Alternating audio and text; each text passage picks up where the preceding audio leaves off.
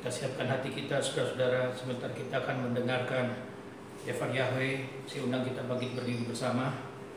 Kita akan naikkan pujian. Kusiapkan hatiku, Tuhan, untuk dengar firman-Mu saat ini. Kusiapkan hatiku, Tuhan, untuk dengar firman-Mu saat ini. Ku sujud menyembah-Mu, Tuhan, masuk hadirat-Mu saat ini. Curahkan urapan-Mu, Tuhan, bagi jemaat-Mu saat ini. Ku siapkan hatiku, Tuhan, untuk dengar firman-Mu. Firman-Mu, Tuhan, tiada berubah, dahulu, sekarang, selama-lamanya, tiada berubah. Firman-Mu, Tuhan, penolong hidupku. Ku siapkan hatiku, Tuhan, untuk dengar firman-Mu. Firman-Mu, Tuhan, firman-Mu, Tuhan, tiada berubah, tiada berubah, dahulu, sekarang, selama-lamanya, tiada berubah. Firman-Mu, Tuhan, penolong hidupku. Ku siapkan hatiku, Tuhan, untuk dengar firman-Mu. Ku siapkan hatiku, Tuhan, untuk dengar firman-Mu. Haleluya, haleluya, haleluya, haleluya, haleluya. Baruch atau Yahweh Elohim melech haolam. Diberkatilah Bapa Yahweh Elohim kami, Raja semesta alam. Kami bersyukur dan berterima kasih Bapa, kalau hari ini kami masih diberi kesempatan untuk mendengarkan firman-Mu. Kami sudah siapkan hati kami jauh-jauh hari untuk menjadi tempat yang subur bagi benih firman-Mu. Bapa, terima kasih berbicara kepada kami anak-anak-Mu di tempat ini Bapa. Urapan-Mu melimpah, memenuhi hati dan hidup hamba-Mu Pak John Tanama yang Kau percayakan untuk menyampaikan isi hati-Mu buat anak-anak-Mu di tempat ini. Kami bersyukur dan berterima kasih buat berkat yang luar biasa dari Bapak Yahweh buat kami. Dalam nama Yesus Masiah kami berdoa dan kami mengucap syukur. Yang diberkati katakan amin bersama. Amin. Silakan duduk saudara. Hari ini firman Tuhan akan disampaikan oleh Pak John Tanama. Silakan Pak.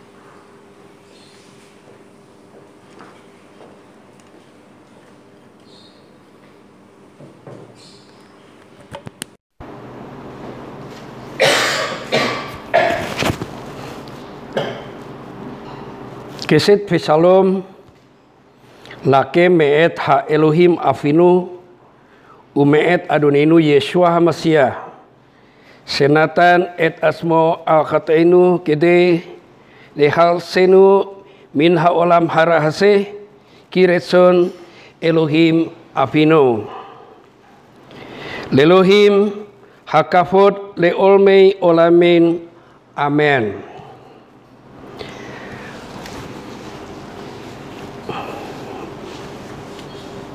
Bapak Ibu Saudara sekalian, pada pembicaraan sebelumnya telah dibahas tentang bagaimana pada abad pertama pada hari raya Shavuot yang dikenal dengan hari raya Pentakosta, di mana orang-orang Yahudi berkumpul melihat manifestasi Ruach HaKodes, Roh Kudus yang dijanjikan oleh Bapa di surga kepada bangsa Israel,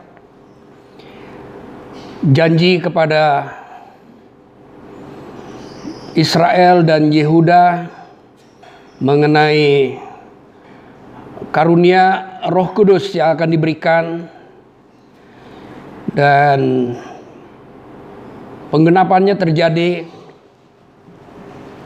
atas kehidupan orang-orang Israel yang percaya kepada Yeshua HaMashiach. Mereka dipenuhi dengan Roh Kudus. Mereka berbicara dalam berbagai bahasa-bahasa yang dikenal oleh orang-orang Yahudi yang datang dari berbagai negeri. Telah dibahas di masa lalu. Dan ketika mereka melihat fenomena itu, mereka mendengar pemberitaan tentang Injil HaMashiach Yeshua melalui Simon Kefa yang dikenal selama ini dengan nama Petrus. Dia berkhotbah dan di akhir khotbahnya dia memberikan nasihat dan ajakan untuk percaya kepada Yeshua HaMashiach, Ben Ha Elohim yang dijanjikan untuk menyelamatkan umat Israel dan juga bangsa-bangsa yang ditentukan untuk mendapat bagian di dalam keselamatan itu.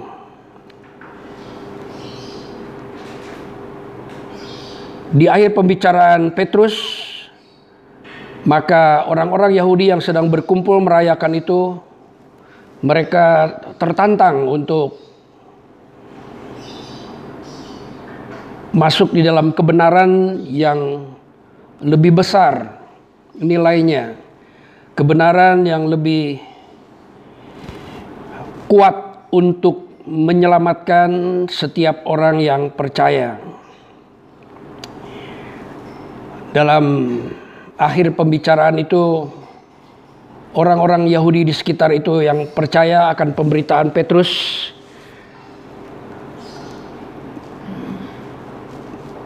mereka memberi diri dibaptis. Jumlah orang-orang Yahudi yang percaya kepada Injil HaMashiach Yeshua kira-kira 3.000 jiwa, dan mereka memberi diri dibaptis. Baptisan dengan cara yang sudah biasa dilakukan di dalam kehidupan orang-orang Yahudi, terutama baptisan yang dilakukan oleh Yohanes Pembaptis atau Yohanan Hamatbil. 3.000 orang itu percaya dan mereka bertekun dalam pengajaran Haslikim atau Taurat Rasul-Rasul, dan mereka bertekun juga di dalam persekutuan yang mungkin sebelumnya mereka masing-masing menjalani iman yang mereka punya Tetapi setelah percaya Yeshua, mereka mempunyai satu iman. Iman yang sama dengan Ben Ha Elohim. Iman yang sama dengan Yeshua HaMashiach. Iman yang penuh kuasa. Dan mereka selalu berkumpul untuk memecahkan roti. Memecahkan roti ini juga suatu tradisi yang biasa di dalam kehidupan orang Yahudi. Dan memecahkan roti itu artinya berbagi makanan, karena mereka memang makanannya roti. Nah, di dalam persekutuan dan berkumpul untuk memecahkan roti itu, mereka mengadakan impartasi, mutual impartasi, saling menguatkan di dalam persekutuan memecahkan roti itu. Dan lebih jauh daripada itu, mereka juga berdoa. Berdoa mereka adalah berdoa dengan cara Yahudi. Mereka adalah bangsa yang sudah lama berdoa. Tetapi doa kali itu adalah doa yang penuh kuasa. Doa yang disertai dengan iman yang sama dengan iman Elohim. Hasil dari persekutuan seperti itu, ada kuasa yang dimanifestasikan dengan luar biasa. Sehingga di dalam Kisah Rasul pasal 2 di ayat 43, hal itu menimbulkan ketakutan, ya, kegentaran. Mereka melihat manifestasi kuasa ilahi yang dahsyat, yang melebihi dari peristiwa-peristiwa sebelumnya yang mereka kenal. Karena rasul-rasul itu mengadakan banyak mujizat dan tanda. Ada peristiwa-peristiwa besar terjadi setelah mereka menjalani iman yang sama dengan iman Yeshua HaMashiach. Dan dikatakan berikutnya, semua orang yang telah menjadi percaya tetap bersatu. Dan segala kepunyaan mereka adalah kepunyaan mereka bersama. Di sini menunjukkan bahwa mereka mengalami pertumbuhan, bukan hanya kuasa, bukan hanya kasih karunia, bukan hanya iman, tetapi pertumbuhan di dalam kasih. Mereka merasa perlu untuk hidup bersama di dalam menikmati kekayaan mereka. Dan selalu ada dari mereka yang menjual harta miliknya lalu membagi-bagikannya kepada semua orang sesuai dengan keperluan masing-masing. Di situ ada keseimbangan terjadi dalam kehidupan ekonomi. Dengan bertekun dan dengan sehati mereka berkumpul tiap-tiap hari dalam Bet Hamikdas atau Bait Ha Elohim. Jadi mereka masih menjalani cara-cara Yahudi dan beribadah di dalam lingkungan Har Habait atau lingkungan bait suci. Karena pada waktu itu bait suci belum dihancurkan. Bait suci dihancurkan tahun 70. Dan selama kurang lebih 70 tahun mereka beribadah dengan iman Yeshua HaMashiach di dalam bait suci. Di dalam tempat peribadahan yang besar bagi bangsa Israel. Dan banyak manifestasi kuasa terjadi dalam kurun 70 tahun sebelum bait suci itu dihancurkan. Jadi bait suci Israel, bait suci atau disebut Haikal Hakados, Bet Ha Elohim itu menjadi pusat kesehatan masyarakat. Ya mungkin kita sering dengar puskesmas. Jadi bait suci itu bukan hanya sekedar tempat menyembah, menyembelih kurban, tetapi tempat menyembuhkan orang-orang yang sakit. Menjadi pusat kesembuhan bagi bangsa Yahudi. Dan hampir satu generasi mereka menikmati manifestasi kemuliaan dan kuasa hak Elohim yang didemonstrasikan dengan kuasa di dalam nama Yeshua HaMashiach. Mereka memecahkan roti di rumah masing-masing. Rumah mereka menjadi rumah penyembahan, rumah pengajaran, rumah di mana kuasa dan tanda-tanda juga diadakan. Jadi bukan hanya di bait suci, tetapi di rumah-rumah mereka juga terjadi kuasa Elohim yang didemonstrasikan di dalam nama Yeshua HaMashiach Minasret. Mereka makan bersama dengan gembira dan tulus hati. Ada sukacita yang lebih besar karena ada pengharapan yang mulia yang mereka miliki. Dan sambil memuji, menyembah Ha Elohim, dan mereka disukai semua orang. Ini menunjukkan bahwa karakter mereka juga bertumbuh dan dapat dilihat secara jelas perubahan-perubahan karakter dalam kehidupan mereka, sehingga banyak orang-orang Yudea menyukai kehidupan mereka. Dan tiap-tiap hari Tuhan menambah jumlah mereka. Mereka mengalami pertumbuhan jumlah. Jumlah orang Yahudi kita tidak tahu berapa jumlahnya, tetapi di sini dikatakan ada pertumbuhan jumlah orang-orang kudus yang memiliki hidup baru, yang memiliki Ruach HaKodesh di dalam hidup mereka. Dan orang-orang yang bertambah itu adalah dikatakan orang-orang yang diselamatkan. Diselamatkan dari cara hidup yang salah. Diselamatkan dari praktek-praktek Torah yang keliru. Dan perkembangan-perkembangan itu sedemikian pula terjadi. Dan kuasa Tuhan dinyatakan dengan luar biasa dalam segala aspek kehidupan mereka.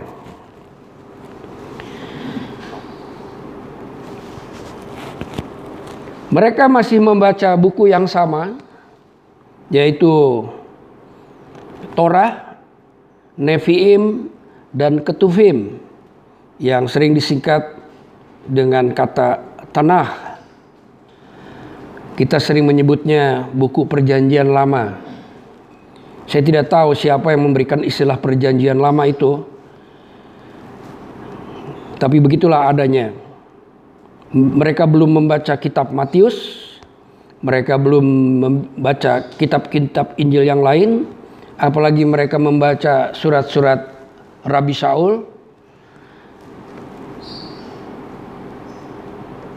Dan belum ada buku-buku teologi yang mendukung mereka. Mereka dipenuhi dengan roh, mereka dipenuhi dengan hikmat, mereka dipenuhi dengan kuasa. Sehingga di mana mereka hadir mengerjakan pelayanan, di situ ada kuasa Ha Elohim dinyatakan, dan nama Yeshua HaMashiach menjadi lebih populer, lebih jauh, bahkan sampai ke bangsa-bangsa lain.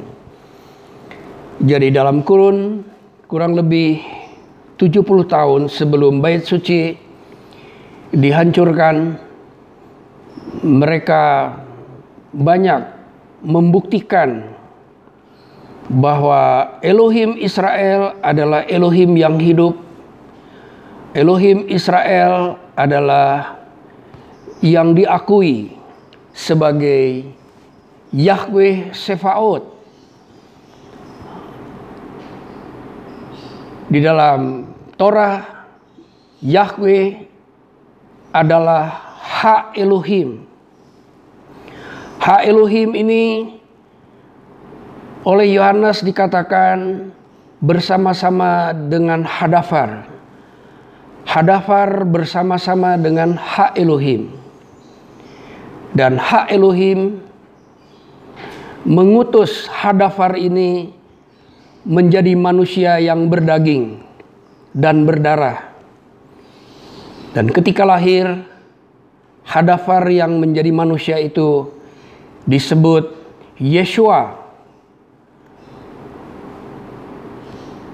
yang oleh karena namanya semua orang yang percaya, orang-orang Yehudim maupun orang-orang non-Yehudim, atau dikatakan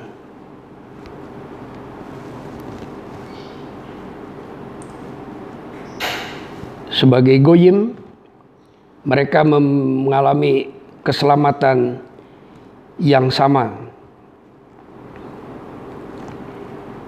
Kita bisa lihat di ayat berikutnya, di dalam Kisah Rasul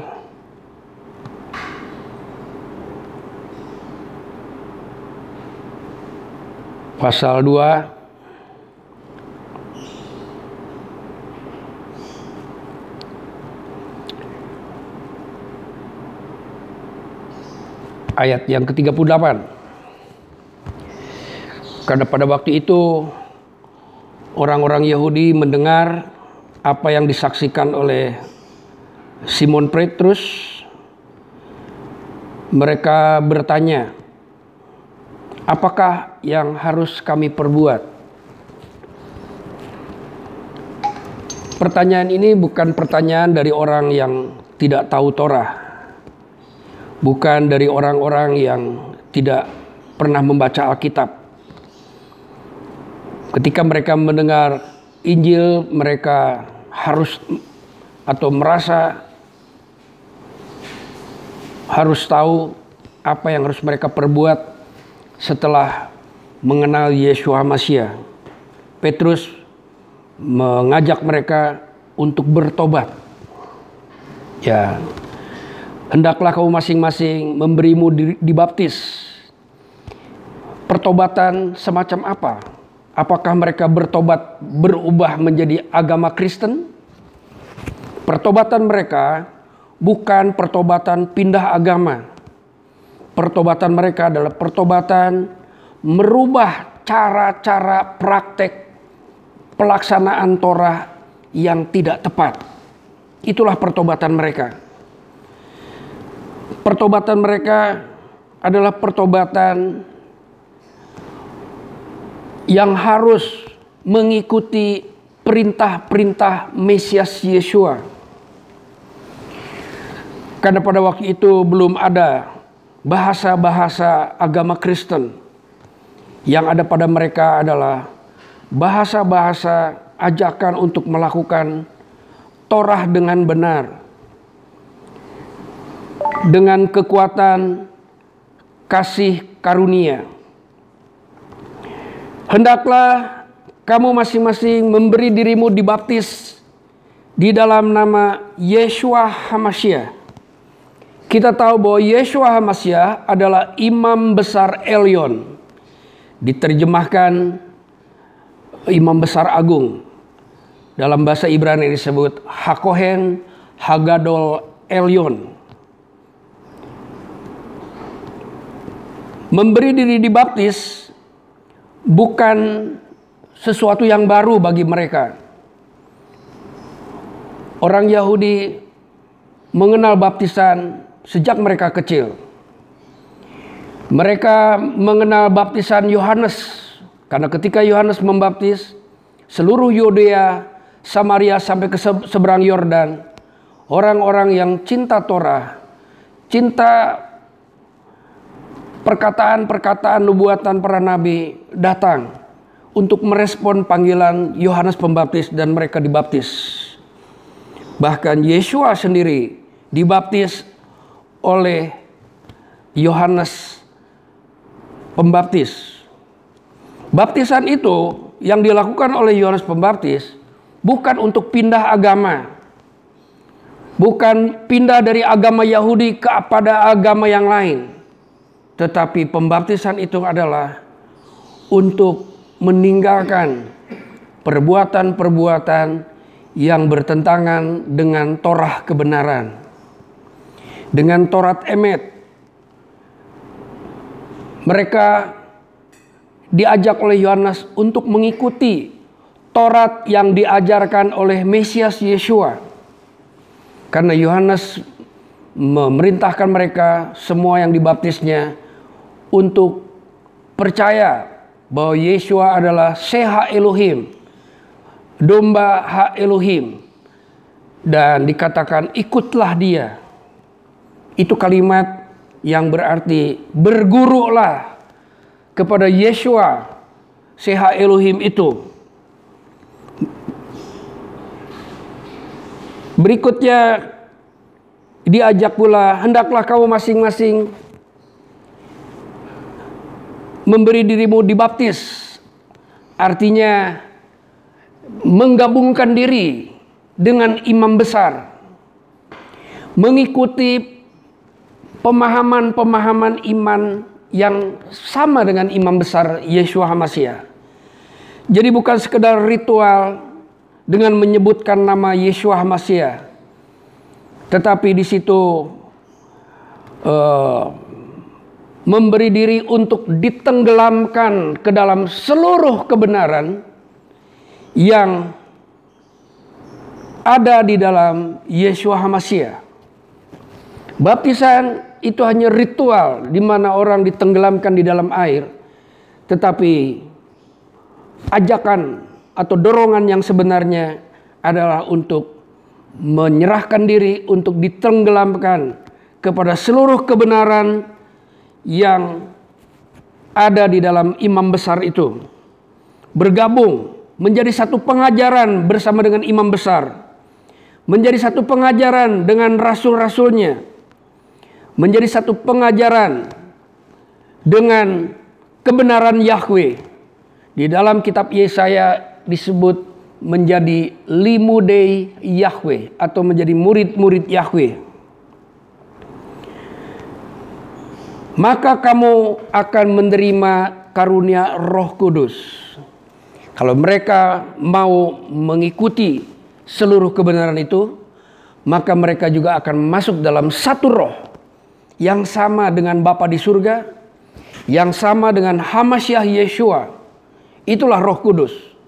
Roh Kudus adalah Roh Ha-Elohim, roh yang berasal dari Bapa di surga. Roh itu hinggap dan berdiam sepenuhnya di dalam Yeshua HaMashiach dan juga menuntun Yeshua HaMashiach dalam menjalankan derek Yahweh.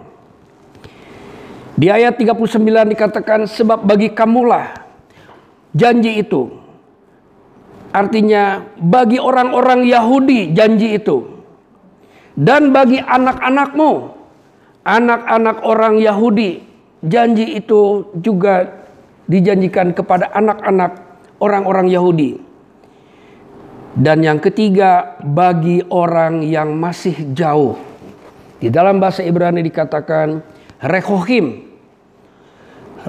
Nah, rehohim ini adalah orang-orang Israel yang hilang, yang tenggelam di dalam kehidupan kafir, di dalam kehidupan paganisme, bercampur melalui pernikahan, bercampur di dalam kepercayaan pagan, dan bercampur sehingga mereka kehilangan identitas dan kehilangan persekutuan dengan Elohim yang hidup. Jadi janji ini, janji tentang Roh Kudus ini bukan hanya bagi orang Yahudi, tetapi bagi orang-orang Israel seluruhnya yang berada di luar Israel. Yaitu sebanyak yang akan dipanggil oleh Yahweh Eloheinu. Dalam terjemahan yang saya baca ini dikatakan yang dipanggil oleh Tuhan Allah kita. Itu terjemahan yang kurang tepat, tidak sesuai dengan perspektif kitab suci Ibrani, tidak sesuai dengan perspektif Yahweh Sefaot. Jadi saya sangat merasa perlu dan mengajak semua orang untuk mengubah terjemahan ini, bahwa janji-janji Tuhan itu diberikan kepada orang-orang Yahudi dan kepada orang-orang non-Yahudi sebanyak yang akan dipanggil oleh Yahweh Eloheinu. Dan dengan banyak perkataan lain, Petrus memberi suatu kesaksian yang sungguh-sungguh dan ia mengecam, menasihati. Di sini kita diingatkan bahwa kita harus merelakan apabila diperlukan hidup kita dikecam dan dinasihati oleh orang-orang kudus, oleh orang-orang yang diutus oleh Mesias. Dan kalimat ajakan itu berkata, "Berilah dirimu diselamatkan dari angkatan yang jahat ini." Kata jahat ini adalah kata yang menunjukkan bahwa orang-orang itu telah menyimpang dari kebenaran Torah, telah menyimpang dari sitkat hak Elohim, telah menyimpang dari kebenaran-kebenaran yang dikehendaki Elohei Israel, Yahweh Shefaot, Hu Ha Elohim. Amin. Biarlah kita senantiasa dipenuhi dengan kekuatan kasih karunia-Nya untuk dapat memahami lebih jauh dari apa yang dapat saya uraikan. Bapa, terima kasih, kami bersyukur untuk Torah kebenaran yang kami percaya bahwa Roh-Mu akan selalu mengajar kami dan membawa kami kepada seluruh kebenaran. Bemasiah Yeshua Adoninu. Haleluya. Amin.